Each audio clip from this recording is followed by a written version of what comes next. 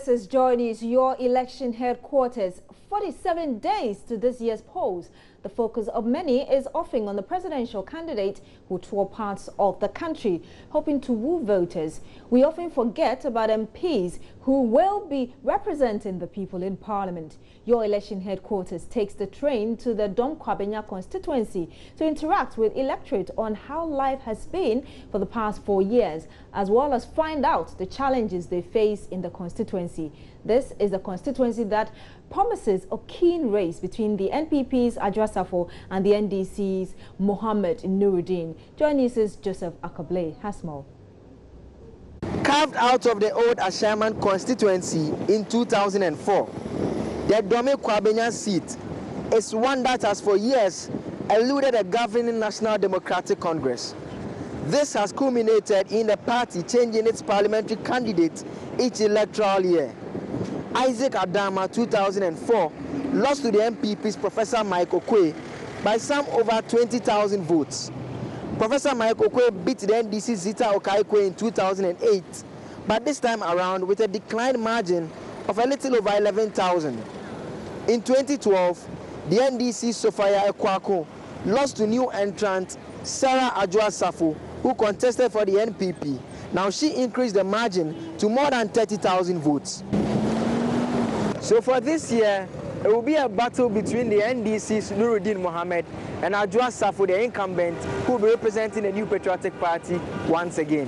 Now your election headquarters is here to gauge the mood of electorates. We'll be talking to them to find out from them how the past 4 years has been for them, what the real challenges are, and what are the expectations going forward in this year's polls. Let's talk to some electorates and let's find out from them. For the past 4 years, it's not been easy because I'm a fashion designer. When NPP when Kufuor is in power, my business was going well. As for that one day, because of the Friday wear, but nowadays they don't buy. Not going well because life is not easy. They don't buy. Nothing is not going well. That's what I would say. We need gutter here. When it rains heavily, it's come inside our shops. That one day is true. If there is development, there will be money in the system. Contractors will get more contracts. Others will buy building materials. For our constituency, if your party is not in power, not much can be done. Development has been slow, but we are okay. When our bridge collapsed, it took about 6 months for it to be fixed. We don't have stable supply of water. Also, minor roads need to be fixed to ensure that if there is traffic on the major roads, drivers could use them. Assistance, we can't use them when it rains. It's about so because that's how they are because they're doing their anointing. It's a Taifa say rules no say no 1 year. For a place like Taifa, the road is not in good shape. Some work was being done, but it was abandoned. If the MP can help, that will help us. For Dome-Kwabenya constituency, there are criminals here. They steal and often go scot-free. We are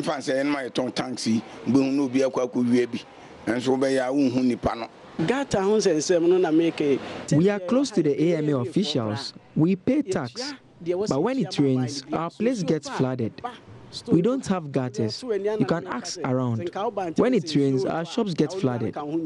It's not her party in power, so she may not be getting the support she needs. But I'm aware boreholes have been drilled in some areas.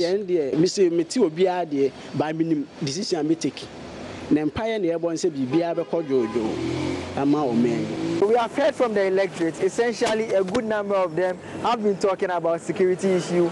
They make mention of a drainage system, and in some cases, they talk a bit about the roads, apart from the general comments about the fact that things don't appear to be so well with the economy. This is your election headquarters, Joseph Akable, Dome-Kwabenya constituency. Let's hit the campaign trail now, and we start off from the Bono Ahafo region, where the Chief of Staff, Julius Debra, is continuing with his campaign tour. He has asked adult Ghanaians to stay away from the fruit juice Calipo. You remember Calipo has become a campaign symbol for the opposition NPP after its presidential candidate Nana Akufo-Addo's picture of him drinking it became viral on social media. Let's hear exactly what Mr. Debra said. We'll bring that soundbite to you shortly, but Precious Semoville is our man following Julius Debra. He joins us live on the line. Precious, tell us briefly, what did Mr. Debra say in that voice that we are here to play? Well, he only thought to say that considering the sugar content in it, in the drink, it is not feasible. It's not for adults, rather for children.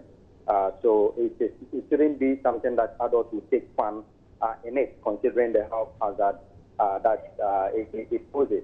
So he was only admonishing and telling the adults that it shouldn't be a daily routine, but rather they should allow the children to take it, and the adults should just stay away from it because it is not good for their health. And what has been the reaction of supporters to this charge from the Chief of Staff?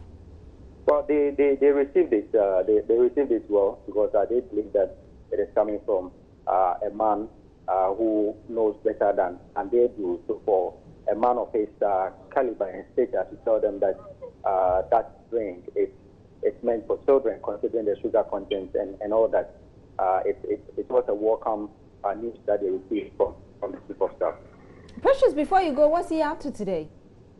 Well, the Chief of Staff, will continue his day 3 of the tour today, and it will start any moment from now, where he's expected to be at Chibie, as well as Obin Chrome, Kenya, where he's expected to, commission some electricity projects there. But yesterday, his tour took him to Wenchi district, where he moved to Intra Subintu number 2, Boku, as well as West District. And from all these towns that we visited, the chiefs continued praising the Chief of Staff and his government, especially the President John Dramani Mahama, for the numerous projects that they have received in terms of food, health facilities, road networks, and others. But continuously they appeal for more to be added to them.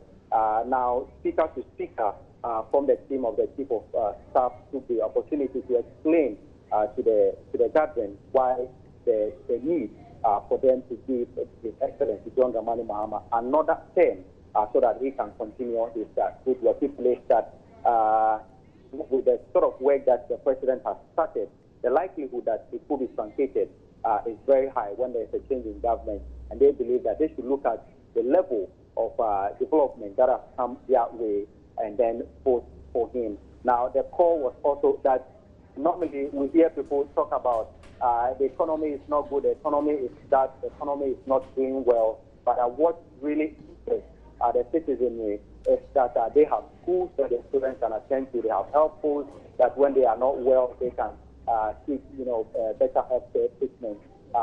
Those should be their consideration, and they should also take particular interest in the humbleness of the President, how respectful he is, particularly Solomon in Cancer, who happens to be the communications director, admonished the gathering at Subintu that they should emulate the attitude of the President, his wife, and the Chief of Staff, and the other people around him, so that they will use that attitude to convince the other political parties, to urge them to stay away from violence, because that is not the attitude of the NDC. They should coerce them, talk to them in a respectful and humble manner so that they will appreciate the work of the NDC and be part of them and vote for them come December 7th.